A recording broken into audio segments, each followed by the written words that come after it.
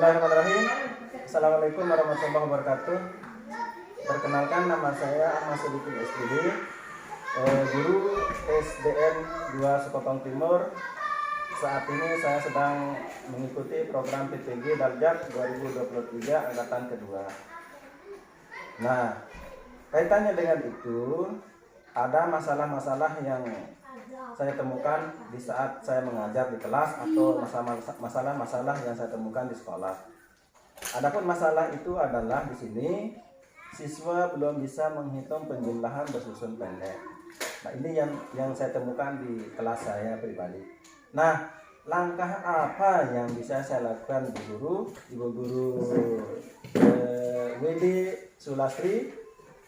Langkah apa yang bisa saya lakukan untuk bisa membuat anak ini bisa berhitung dengan benar, atau bagaimana langkah saya supaya siswa ini bisa berhitung soal matematika bersusun pendek. Silakan Bu Guru untuk memberikan gambaran atau jawaban kepada saya. Baik, untuk langkah-langkah yang bisa dilakukan, yang pertama kalau untuk materi matematika biasanya memang harus siswa itu sering dilakukan latihan. Jadi untuk penjumlahan bersusun pendek ini sering-sering siswa itu misalnya pemberian materi kemudian selalu dibarengi dengan pemberian latihan soal. Jadi bisa dengan memberi motivasi siswa itu disuruh maju ke depan di papan tulis sambil dibimbing, sambil teman yang lain juga menyaksikan. Karena kalau siswa sudah terbiasa pasti dia akan ingat ketika mengerjakan soal. Itu saja Pak. Terima kasih Bu WD Sulastri.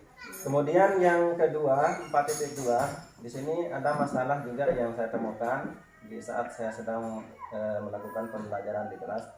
Siswa belum memiliki kemampuan dalam hitungan dasar maupun penyebutan angka-angka yang besar dalam belajar matematika. Nah, sekarang langkah-langkah seperti apa yang harus saya terapkan ketika mendapat temuan masalah yang berkaitan tentang hitungan dasar atau penyebutan angka-angka yang besar dalam belajar matematika? Baik. Untuk kemampuan hitung dasar matematika itu biasanya siswa diberikan dalam kehidupan yang konkret, misalnya menampilkan mata uang. Nah, itu biasanya anak-anak lebih mudah ketika ditampilkan yang konkret menggunakan mata uang, misalnya ribuan dan ratusan dan seterusnya. Kemudian yang kedua bisa menggunakan jari untuk mudah menghitung, dibantukan dengan jari. Selain misalnya